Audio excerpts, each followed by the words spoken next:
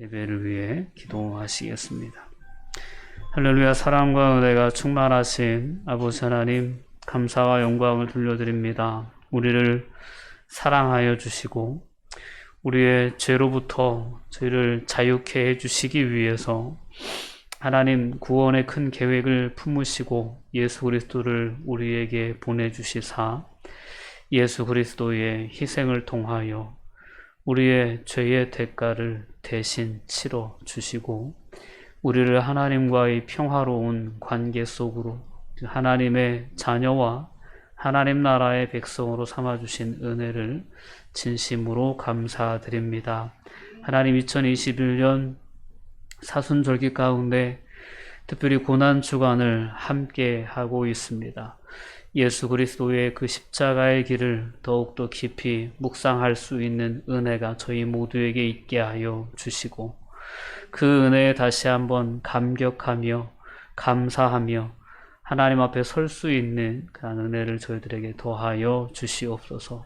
어떤 상황 속에서든지 어떤 여정 속에서든지 하나님께서 우리에게 허락하신 그 구원의 감격만은 저희들 마음 가운데 가득 간직하며 세상을 살아갈 수 있도록 이끌어 주셔서 늘 삶 속에 하나님의 은혜에 대한 감사의 고백이 차고 넘칠 수 있도록 하나님 축복하여 주시옵소서.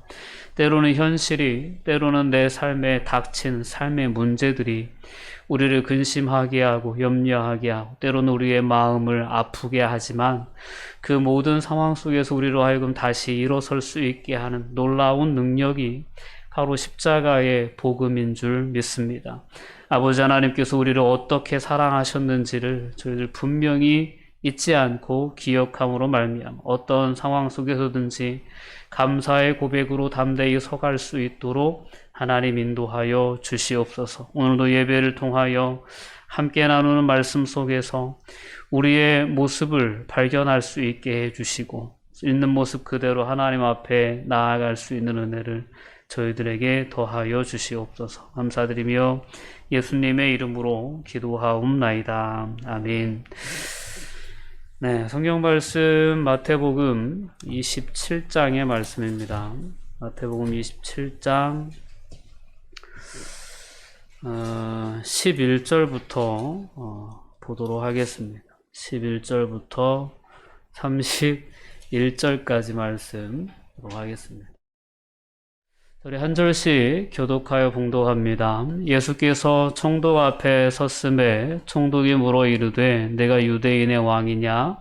예수께서 대답하시되 내 말이 옳도다 하시고 그 사람들과 장로들에게 고발을 당하되 아무 대답도 아니하시는지라. 이에 빌라도가 이르되 그들이 너를 쳐서 얼마나 많은 것으로 증언하는지 듣지 못하느냐 하되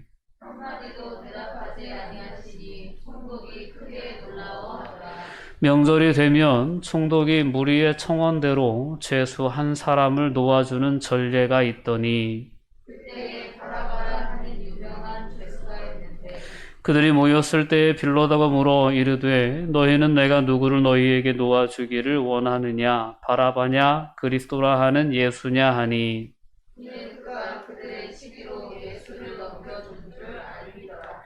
총독이 재판석에 앉았을 때에 그의 아내가 사람을 보내어 이르되 저 옳은 사람에게 아무 상관도 하지 마옵소서. 오늘 꿈에 내가 그 사람으로 인하여 애를 많이 태웠나이다 하더라. 대사장들과 장로들이 우리를 권하여 바라바를 가르라 예수를 죽이자 하게 하였더니 총독이 대답하여 이르되 둘 중의 누구를 너희에게 놓아주기를 원하느냐 이르되 바라바로소이다. 빌라도가 이르되 그러면 그리스도라 하는 예수를 내가 어떻게 하야? 그들이 다 이르되 십자가에 못 박혀야 하겠나이다. 빌라도가 이르되 어찌 미냐 무슨 악한 일을 하였느냐 그들이 더욱 소리질러 이르되 십자가에 못 박혀야 하겠나이다 하는지라. 빌라도가 아무 성과도 없이 도리어 밀란이 나려는 것을 보고 물을 가져다가 우리 앞에서 손을 씻으며 이르되 이 사람의 피에 대하여 나는 주대하니 너희가 당하라. 백성이 다 대답하여 이르되 그 피를 우리와 우리 자손에게 돌릴지어다 하거늘. 이에 바라바는 그들에게 놓아주고 예수는 채찍질하고 십자가에 못 박히게 넘겨지니라. 이에 총독의 군병들이 예수를 데리고 관정 안으로 들어가서 온 군대를 그에게 모으고 그의 옷을 벗기고 흉포를 입히며 가시관을 엮어 그 머리에 씌우고 갈대를 그 오른손에 들리고 그 앞에서 무릎을 꿇고 희롱하여 이르되 유대인의 왕이여 평안할지어다 하며 그에게 침 뱉고 갈대를 빼앗아 그의 머리를 치더라. 희롱을 다한 후 홍포를 벗기고 도로 그의 옷을 입혀 십자가에 못 박으려고 끌고 나가니라. 아멘. 네, 오늘 예수님께서 십자가에 못 박히시게 되는 그러한 과정을 묘사해 놓은 그러한 본문의 말씀을 통해서 죄인으로 죽고 예수로 사는 사람이라는 제목으로 함께 말씀의 은혜를 나누려고 합니다. 우리는 신앙생활을 하면서 종종 그런 형식적인 고백들을 많이 하지 않나 싶습니다. 예전에는 이 벌레만도 못한 죄인이라는 그러한 표현을 상당히 많이 듣고 저는 어렸을 때 성장해 왔습니다. 교회에 가면 늘 나는 벌레만도 못한 죄인인 거예요. 늘 그렇게 그런 가사가 들어가 있는 찬양들을 많이 불렀던 그런 기억이 납니다. 우리는 모두 다 내 죄를 위해서 죽을 수밖에 없었던 나의 죄를 위해서 예수님이 대신 죽으셨다라는 그러한 믿음의 고백을 가지고 있습니다. 근데 그런 고백이 얼마나 진실된 고백일까라는 생각을 다시 한번 이 시간에 해봤으면 좋겠습니다. 우리가 입술로는 그렇게 나의 죄에 대해서 내가 그런 죄인이었다는 것에 대해서 고백하고 때로는 찬송의 가사를 그렇게 읊조리며 찬양을 하지만 정말 내가 나를 그렇게 생각하는가라는 거죠. 내가 정말 그렇게 죽을 수밖에 없는 죄인이었다라고, 죄인이라고 지금도 나 스스로를 그렇게 생각하고 있는가 라는 그 부분에서 다시 한번 우리가 돌아볼 수 있는 은혜가 있었으면 좋겠습니다. 오늘 예수님께 십자가에 못 박혀 돌아가시는 그러한 과정을 이제 오늘 본문 말씀을 통해 살펴보면 가장 먼저는 예수님께서 대제사장들의 종들에 의해서 체포가 되시죠. 겟세마네 동산에서 체포가 되셔서 그날 밤에 이 대제사장 가야바의 관정에 그 뜰에서 종교 재판이 행해집니다. 갑자기 소집된 사내들인 공의회원들을 소집해서 대제사장의 집들에서 이제 종교 재판이 이루어지는 거죠. 그 재판에서 거짓 증인들을 잔뜩 들이밀어서 결론 내린 게 뭐냐면 신성모독이다. 그런 어떤 종교적인 어떤 죄의 몫을 가지고 사형에 해당한다. 그러니까 유대인들의 종교 재판에서는 하나님을 아버지라고 했다. 그리고 뭐 성전을 부시고 사흘 만에 짓는다고 했다. 이런 어떤 거짓 증언들에 근거해서 신성모독이다 라는 그러한 죄의 몫을 가지고 사형에 해당한다 라고 이렇게 판결을 내렸습니다. 근데 이제 유대인의 명절인 유월절이 곧 다가오는 시점이었기 때문에 이들은 유월절 명절은 또 종교인으로서 거룩하게 보내고 싶은 그러한 종교적인 열심은 또 있어요. 상당히 아이러니하죠. 예수님은 죽이고 싶고 또 유월절엔 피 묻힌 손으로 보내고 싶지 않은 거예요. 율법을 지키고 싶은 거예요. 참 아이러니합니다. 그래서 빨리 이 예수님의 재판을 예수님의 어떤 사형 언도를 내려야 되는데 유월절을 앞에 두고 군중들이 보는 앞에서 이 유대교의 어떤 그러한 종교의 사형 방식인 투석형으로 예수님을 처형하는 것은 상당히 위험 여지가 있는 거예요. 종교인들의 입장에서. 많은 청중들이 예수님을 메시아로 신뢰하고 예수님이 행하셨던 기적과 이적들을 경험했던 많은 청중들이 있었기 때문에 이 종교인들은 그렇게 이제 사형 언도를 유대 법에 의한 율법에 의한 사형 판결을 내리기를 주저하고 정치적인 죄목을 씌워서 빌라도의 손을 빌어서 예수님을 처형시키고자 계획을 하고 빌라도의 법정으로 예수님을 끌고 가는 겁니다. 그래서 오늘 이제 본문의 이야기에 보면 총독 빌라도가 이제 예수의 사건을 맡게 된 거죠. 그래서 예수님의 어떤 그러한 죄목에 대해서 뭐라고 이들이 고발을 했냐면 자칭 유대인의 왕이라고 한다. 로마 황제에게 즉 반기를 든, 그러니까 유대의 독립을 꿈꾸는 그러한 정치인이다. 만약에 이 사람을 당신이 살려준다면 당신은 로마 황제에게 충성하는 것이 아니다 라는 그런 어떤 올무를 빌라도에게 뒤집어 씌워가면서 예수님을 로마 총독의 그러한 손을 빌어서 죽이려고 하는 그런 종교인들의 모함을 우리는 오늘 본문의 말씀을 통해 보게 되는 겁니다. 빌라도는 꼼짝없이 예수님을 재판하게 됐어요. 근데 예수님에게 물어도, 또한 그의 아내의 증언에 의해서도, 또한 그의 확신에 의해서도 예수님은 십자가에 돌아가실 만한 죄가 있는 분이 아니라는 것을 빌라도는 분명히 압니다. 아는데도 빌라도는 정의를 바로 세우지 못했다라는 것이 오늘 본문에 묘사된 빌라도의 모습입니다. 왜 그랬을까요? 오늘 본문에 나오는 그 당시의 유대의 종교 지도자들과 오늘 빌라도가 하나같이 예수님이 죄 없는 분임을 알면서도 유대의 종교 지도자들은 예수님을 죽이려 했고, 또한 빌라도도 예수님이 죄가 없고 그 유대 종교 지도자들의 어떤 시기에 의해서 고발된 것이라는 것을 알면서도 예수님을 죄 없다 판결 내리지 못한 그 모든 이유는 각자 자기에게 있는 이기적인 그러한 욕망 때문이었다라는 것을 우리가 볼 수 있어야 합니다. 빌라도도 총독으로서의 권한, 총독으로서의 그 정치적인 입지가 그에겐 중요했고, 만약에 이 문제를 유대인들이, 이 청중들이, 군중들이 원하는 대로 판결 내려주지 않으면 분명 밀란이 일어나고 소요가 일어날 텐데 그 책임을 자신이 져야 된다는 것에 대한 그러한 부담이 있었던 거죠.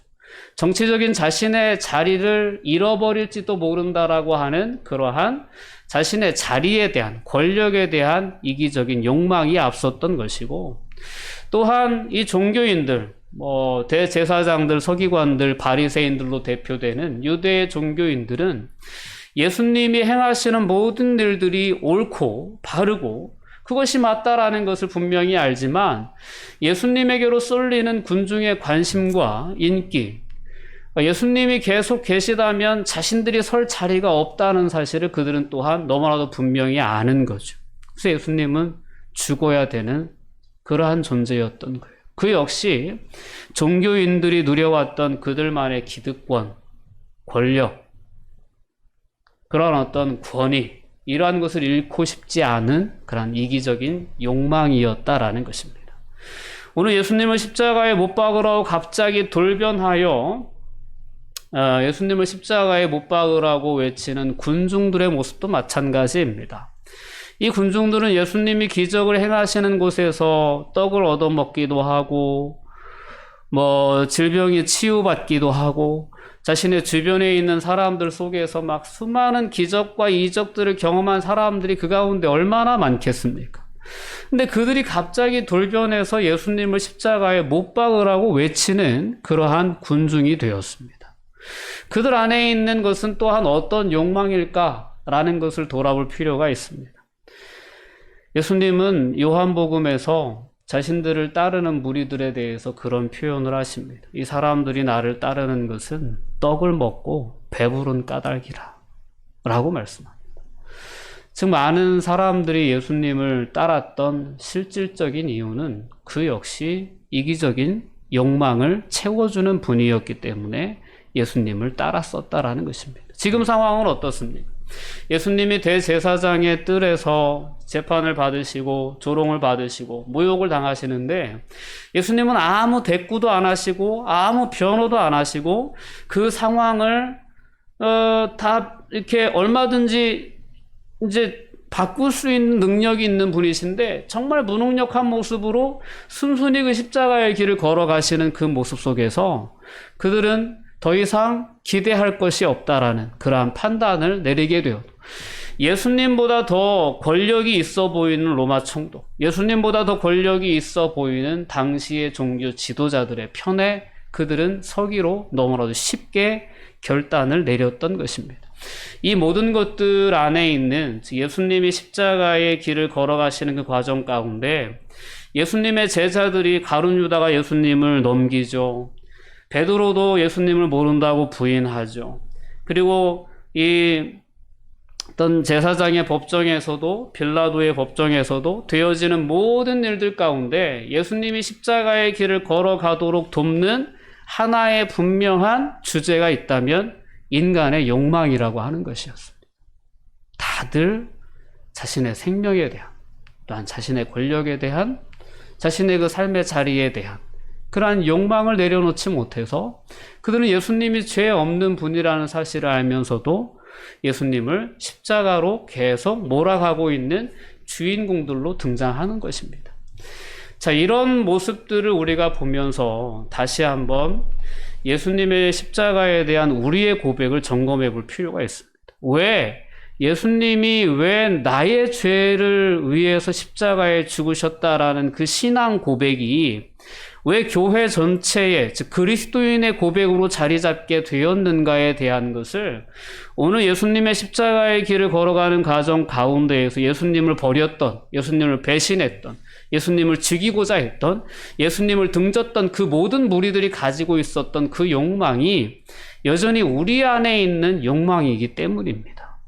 그런 면에서 보면 오늘 예수님의 말씀 가운데에서 정말 예수님을 십자가에 못 박은 자는 누구냐? 라는 질문을 한다면 그 질문에 대한 대답은 바로 여전히 이기적인 욕망을 갖고 살아가는 나구나 라는 사실이 깨달아지게 되는 거죠.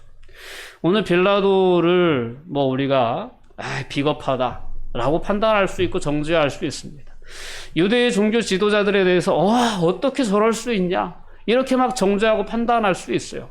근데 그런 어떤 본질적인 모습으로 파고 들어가 보면 오늘도 여전히 우리가 하나님의 뜻에 순종하지 못하고 하나님의 뜻에 온전히 우리가 반응하지 못하는 가장 결정적인 원인도 이기적인 욕망에 있더라는 것입니다.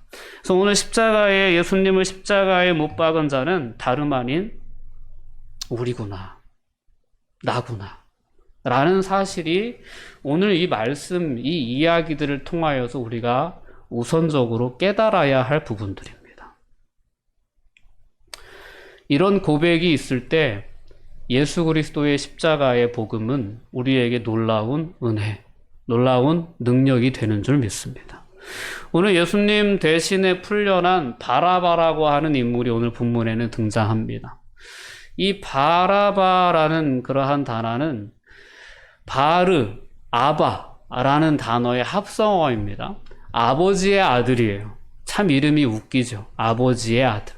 근데 아버지의 자녀가 아닌 사람이 세상에 어디 있겠습니까? 그죠? 근데 이 바라바는 과연 누군가? 라는 그러한 질문 가운데에서도 우리는 너무나도 자연스럽게 내가 바로 바라바구나라는 그러한 동감을 느낄 수 있을 줄 믿습니다. 내가 예수로 인해 살아난 사람이다라는 그러한 고백 가운데에서 내가 바라바구나 라는 사실을 우리는 다시 한번 오늘 말씀을 통해서 돌아볼 수 있습니다. 바라바는 아무런 공로 없이 예수 그리스도로 인해 사형을 피하고 해방을 얻었습니다.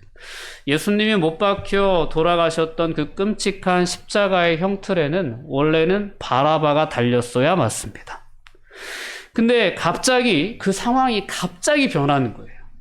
6월절 전날 밤에 갑자기 변하는 거예요. 갑자기 변해서 만 하루도 안 되는 그 시점에 바라바는 십자가형을 면하고 예수님은 그 십자가형을 대신 지시는 거예요. 그러니까 예수님이 십자가에 죽으시고 바라바는 얼떨결에 살려진 거죠. 정말 아무런 공로 없이, 아무런 노력도 없이, 아무런 대가도 없이 바라바는 생명을 얻게 되는 거예요.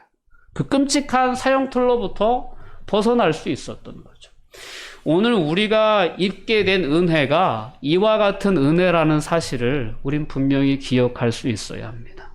우리가 구원해 달라고, 우리가 용서해 달라고, 우리가 하나님을 찾지 않았고 하나님께 제발 내가 구원을 받을 수 있는 좀 방식을 좀 길 좀 알려달라 우리가 부탁하고 애원해서 우리에게 주어진 길이 아니라 하나님이 일방적으로 우리를 사랑하셔서 우리를 위해 계획하시고 그 길을 열어주셔서 우리는 아무 공로 없이 아무 대가 없이 예수 그리스도를 믿음으로 말미암아 하나님의 자녀가 되는, 하나님과의 관계가 회복되는 그러한 구원을 받았다라는 것입니다. 그런 면에서 오늘 본문에 나오는 이 바라바가 누렸던 그 은혜가 오늘 우리가 예수 그리스도 안에서 누리는 그 은혜와 같다라는 사실을 오늘 말씀을 통해 또한 깨달을 수 있었으면 좋겠습니다. 하나님의 아들 예수가 와서 오늘 우리에게 회개의 복음을 전해 주시고 또한 치유의 이적을 베풀어 주시고 우리의 마음을 하나님께로 돌려 놓으셨습니다. 예수 그리스도를 믿는 모든 자는 이렇게 예수 그리스도 안에서 십자가의 복음으로 말미암아 하나님의 자녀가 되는 놀라운 구원을 얻게 된 것입니다. 오늘 내가 바로 예수로 인해 다시 산 자라는 그러한 믿음의 고백을 오늘 본문의 이야기를 통하여서 더욱더 분명히 우리가 공감하고 느낄 수 있는 은혜가 있었으면 좋겠습니다. 예수님이 십자가에 못 박히시게 되었을 때에 많은 사람들이 예수님의 주변을 지나가면서 예수님을 조롱합니다. 바라보는 사람도 있고 그 옆을 지나가는 사람도 있고 좌우에 달린 강도들까지 있었습니다. 그 모든 사람들이 예수님을 모욕하고 조롱합니다. 시험합니다. 내가 만약 하나님의 아들이면 십자가에서 내려와 봐라. 그러면 우리가 믿겠다. 종교인들은 계속해서 그렇게 조롱합니다. 저가 다른 사람은 구원하였으되 자기는 구원할 수 없다. 라고 하면서 예수님을 조롱합니다.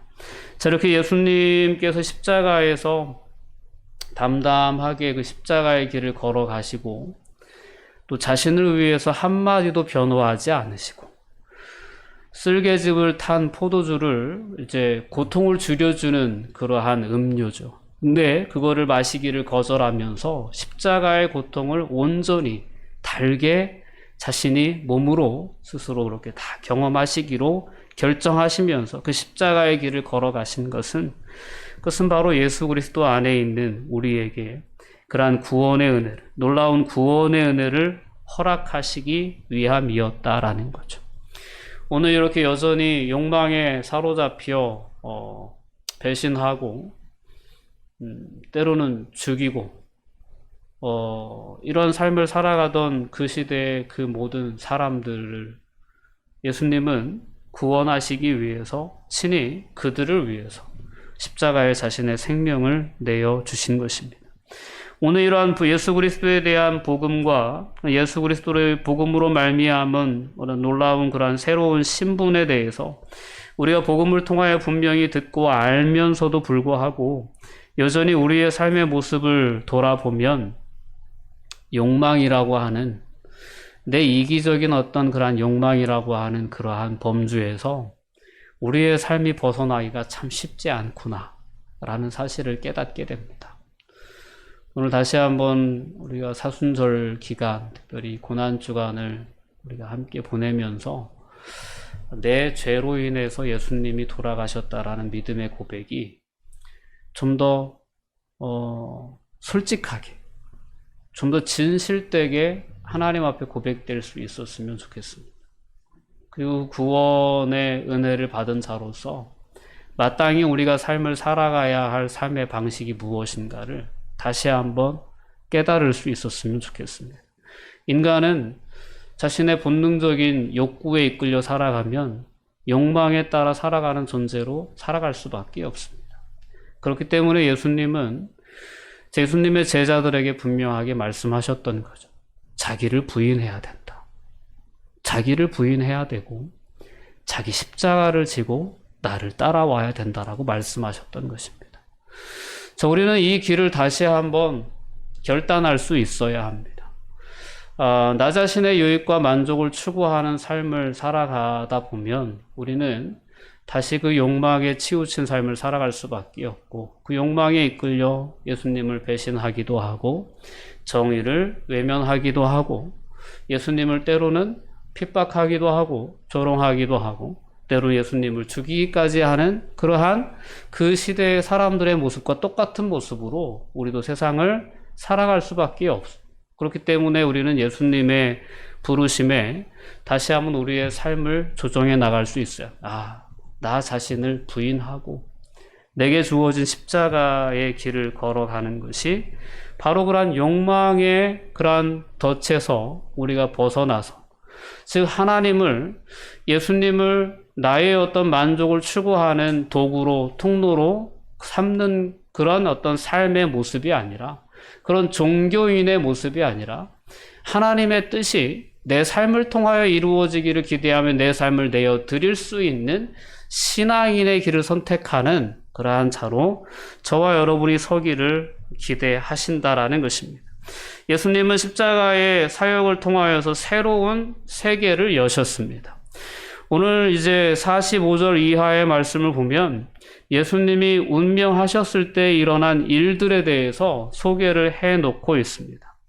51절에 보면 성소 휘장이 위로부터 아래로 찢어져 둘이 되고 땅이 진동하고 바위가 터지고 무덤들이 열리며 자던 성도의 몸이 많이 일어나되 라는 그러한 예수 그리스도의 죽음과 함께 있어진 현상들을 묘사해 놓습니다. 예수 그리스도의 죽으심, 십자가의 대속적인 죽으심은 완전히 새로운 세상을 여신 사건입니다. 이제는 하나님 앞에 다른 누구의 중재가 필요가 없습니다. 오직 예수 그리스도의 이름을 의지하여 누구든지 하나님을 아버지로, 하나님의 보좌 앞에 담대히 나아갈 수 있는 새로운 그런 하나님의 나라가 시작되게 된 것이 예수 그리스도의 십자가의 사역의 열매였습니다. 이제는 더 이상 죄와 사망의 권세에 매여 종로로 타는 그러한 삶이 아니라 죄로부터 사방으로부터 완전히 해방된 그러한 거듭난 삶을 살아갈 수 있는 새로운 세상을 여신 것이 바로 십자가였습니다. 그런 십자가의 복음 안에 있는 사람은 바울 사도의 권면처럼 너희는 오직 마음을 새롭게 함으로 변화를 받아 하나님의 기뻐하시고 온전하신 뜻이 무엇인지를 늘 분별하고 그 뜻대로 삶을 살아야 된다라는 그 새로운 삶으로 초청을 받았다라는 거죠. 근데 이러한 어떤 삶에 대한 인식이 없이 우리가 세상을 살아가다 보면 여전히 우리는 이 땅 가운데에서 오늘 본문에 예수님의 십자가의 길의 조력자로 등장하는 그 인생들이 살아갔던 지극히 욕망에 이끌린 그러한 삶의 모습을 그대로 답습할 수밖에 없다라는 것입니다. 다시 한번 우리를 향하신 예수 그리스도의 복음 안에 담겨져 있는 하나님의 놀라운 계획에 대해서 돌아볼 수 있었으면 좋겠고요. 그 계획에 우리의 삶을 내어 드릴 수 있는 은혜가 있었으면 좋겠습니다. 오직 우리의 마음을 늘 성령의 감동하심 가운데 새롭게 함으로 변화를 받아서 하나님의 뜻이 무엇인지 끊임없이 분별하고 그 뜻을 이루어 드리기 위해서 나의 삶을 희생할 수 있는, 나의 삶을 내어놓을 수 있는 그러한 믿음의 결단으로 우리에게 주어진 이 믿음의 길을 걸어가야 될 줄 믿습니다. 예수님은 그 새로운 길을 여시기 위해서 십자가의 길을 걸어가셨던 것입니다. 그 은혜로 인해서 우리는 그 길 위에 초청을 받은 거예요. 나를 따르라. 예수님은 우리를 불러주셨고 그리스도의 이름으로 일컬음을 받는 그리스도인으로 저와 여러분들을 세워주신 것입니다. 그 부르심에 우리가 합당한 삶을 매일 선택하며 우리의 삶의 자리에 설 수 있기를 주님의 이름으로 권면드립니다. 기도하시겠습니다. 사랑과 은혜가 충만하신 아버지 하나님, 감사와 영광을 돌려드립니다. 하나님, 오늘 본문의 말씀에 나온 것처럼 그 시대를 살아갔던 예수님을 십자가의 길로 안내했던 이기적인 욕망에 사로잡힌 그 사람들의 그 모습들이 우리의 모습과 다르지 않다라는 사실을 돌아보며 다시 한번 하나님 앞에 우리의 죄 때문임을 고백하며 다시 한번 그 죄로부터 우리를 자유케 하신 하나님의 은혜가 얼마나 큰 은혜인가에 대해서 돌아볼 수 있도록 주님 은혜를 허락하여 주시옵소서. 또한 예수 그리스도의 십자가에서 새롭게 열어놓으신 그러한 새로운 세상으로의 이 하나님의 초대, 저희들이 결코 가볍게 여기지 않게 해주시고 이제 우리 안에 역사하시는 성령 하나님의 인도하심과 능력을 힘입어 늘 우리의 마음이 새로워질 수 있도록, 또한 하나님의 뜻을 분별할 수 있도록 거룩한 하나님의 자녀로 이 땅 가운데 살아가며 선한 영향력을 끼칠 수 있도록 하나님 저희들을 인도하여 주시옵소서. 감사드리며 예수님의 이름으로 기도합니다. 아멘.